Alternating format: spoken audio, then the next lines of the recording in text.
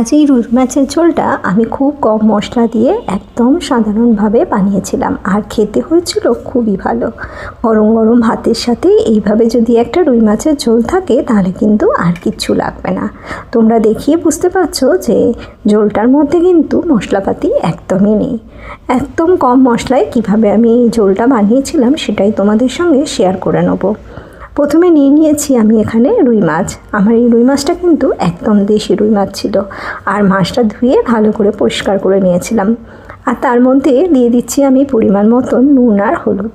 নুন আর হলুদটা দেওয়ার পর খুব ভালো করে মাছের গায়েটাকে আমি মাখিয়ে নেব। নুন হলুদটা মাখিয়ে নেওয়ার পর আমি এটাকে কিন্তু একটু 10 মিনিটের জন্য রেখে দেবো। সব সময় তো রিচ খাবার খেতে আমাদের ইচ্ছা হয় না, আর যখন একটু হালকা পাতলা কিছু খেতে ইচ্ছা করবে তখন কিন্তু এইভাবে মাছের ঝোলটা বানিয়ে নিতে পারো। এটা খেতে কিন্তু খুবই ভালো হয়। আমার মাছের গায়ে কিন্তু নুন হলুদটা খুব ভালো করে মাখিয়ে নিয়েছিলাম, এটা রেখে দিচ্ছি। আর এই ঝোলটাতে আমি আলু দেবো, তাই আলুটাকে আমি কেটে নিয়েছিলাম। আর এর মধ্যে আমি ব্যবহার করছি ওলটাকে কিন্তু আমি অল্প করে ভাপিয়ে নিয়েছিলাম। আর যে মশলাটা আমি তৈরি করে নেবো সেটার জন্য আমি জিরে আর শুকনো লঙ্কাটাকে একটু জলে ভিজিয়ে রেখেছিলাম, আর একটু আদা দিয়ে দিলাম। এটার আমি পেস্ট তৈরি করে নেবো। মাছটা ভাজার জন্য আমি কড়াইয়ে তেল দিয়ে দিয়েছিলাম, আর সর্ষের তেল ব্যবহার করেছি। তেলটা ভালো করে গরম হওয়ার পর এতে একটু নুন দিয়ে দিয়েছিলাম।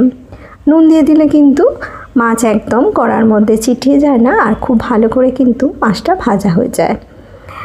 মাছ আমি এখানে দুটো দুটো করে দিয়ে দিচ্ছি, আর দিয়ে মাছগুলোকে কিন্তু আমি একটু লাল করে ভেজে নেব। আমি এই রান্নাটার জন্য আজকে মাছটা কিন্তু খুব ভালো করে একদম লাল করে ভেজে নিয়েছিলাম। একটা পিঠ হয়ে যাওয়ার পর আমি উল্টে দিলাম, অন্য পিঠটাও কিন্তু আমি খুব ভালো করে লাল করে ভেজে তুলে নেব। আর এই একইভাবে আমি বাকি মাছটাও কিন্তু ভেজে তুলে নিয়েছিলাম। আর এরপরে আমি কড়াটা একটুখানি ধুয়ে নিয়েছিলাম। ধুয়ে কড়ার মধ্যে অল্প করে একটু আমি তেল দিয়ে দিয়েছি। আর তেলটা ভালো করে গরম হয়ে যাওয়ার পর এতে আমি দিয়ে দিচ্ছি জিরে আর একটা তেজপাতা। তেজপাতাটাকে একটু ফাটিয়ে নিয়ে আমি এর মধ্যে দিয়ে দিলাম। আর তোমরা চাইলে কিন্তু এই সময় একটা শুকনো লঙ্কাও ফোড়ন দিতে পারো। আমি যেহেতু শুকনো লঙ্কা বাটা এতে ব্যবহার করেছি, তাই আমি এখানে আর শুকনো লঙ্কা ফোড়ন দিলাম না। এবার এর মধ্যে কিন্তু প্রথমে আমি আলুটা দিয়ে দিচ্ছি। আর আলুটা দেওয়ার পর গ্যাসের ফ্লেমটা কিন্তু একটু বাড়িয়ে দেবো, যাতে আলুটা একটু লাল করে ভাজা হয়ে যায়।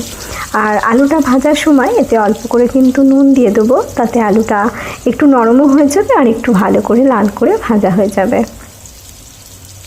এইভাবে আলুটা যখন একটু লাল লাল করে ভাজা হয়ে যাবে, তারপরে আমি এর মধ্যে কিন্তু সেদ্ধ করে রাখা ওলটা দিয়ে দেবো।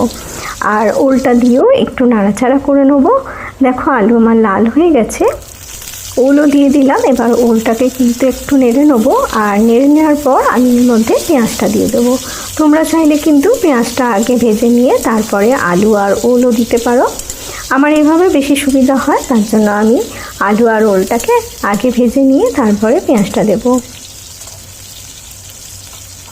ওল আমার সেদ্ধ করাই আছে, তাই জন্য বেশি ভাজার আমার দরকার নেই, অল্প করে একটু আমি ভেজে নিচ্ছি।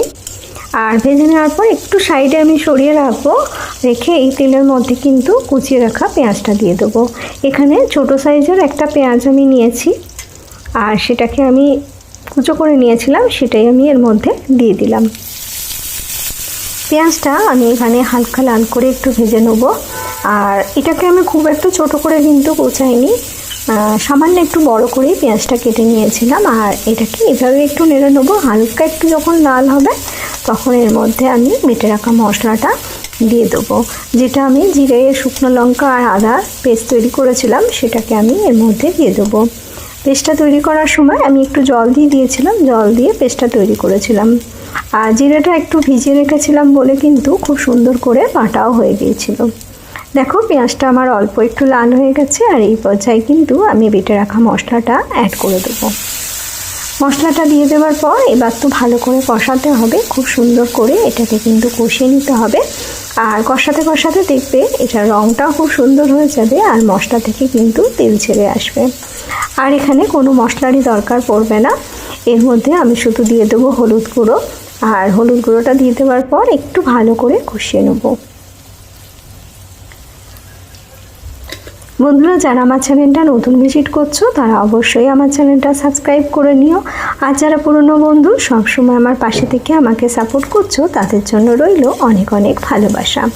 আমি এর মধ্যে পরিমাণ মতো নুন কিন্তু অ্যাড করে দিয়েছিলাম, দিয়ে আবারও ভালো করে এটাকে নাড়াচাড়া করে নিচ্ছি। এইভাবে নাড়াচাড়া করতে করতে দেখবে মশলা কিন্তু খুব সুন্দরভাবে কষানো হয়ে যাবে। আমি এর মধ্যে কিন্তু অল্প করে একটু জল ব্যবহার করব। মিক্সির বাটিটা ধুয়ে আমি একটু জল এতে দিয়ে দিলাম, আর দিয়ে আমি এটাকে আরেকটু নাড়াচাড়া করে নিচ্ছি। আরও 1 মিনিট একটু নাড়াচাড়া করে নিলেই আমার মশলা কিন্তু সুন্দর করে কষানো হয়ে যাবে। আর মশলা সুন্দর করে কষানো হয়ে যাবার পর আমি এর মধ্যে কিন্তু জলটা অ্যাড করে দেবো। দেখো মশলা আমার কষানো হয়ে গেছে, আমি এর মধ্যে জল এবার অ্যাড করে দিচ্ছি।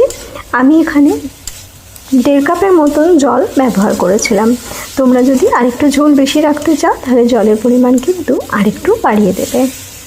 জলটা অ্যাড করার পর গ্যাসের ফ্লেমটা আমি একদম বাড়িয়ে দেবো, যাতে ঝোলটা খুব ভালো করে একটু ফুটে যায়। ঝোলটা যখন 2-3 মিনিট একটু ভালো করে ফুটে যাবে তখন আমি গ্যাসের ফ্লেমটা একদম লোতে করে একটু ঢাকা দিয়ে দেবো, যাতে আলুটা একটু ভালো করে সেদ্ধ হয়ে যায়। ওল আমার আগেই সেদ্ধ করা ছিল, তাই এটা সেদ্ধ হতে বেশি সময় লাগবে না। আলুটা যাতে অল্প একটু সেদ্ধ হয়ে যায় তার জন্য কিন্তু গ্যাসের ফ্লেমটা কমিয়ে দিয়ে আমি এটাকে ঢাকা দিয়ে দেবো। আর 2-4 মিনিট পরে ঢাকা খুললে দেখবে আলু কিন্তু একটু সেদ্ধ হয়ে গেছে। আর সেই সময় কিন্তু আমি মাছটা দিয়ে দেবো।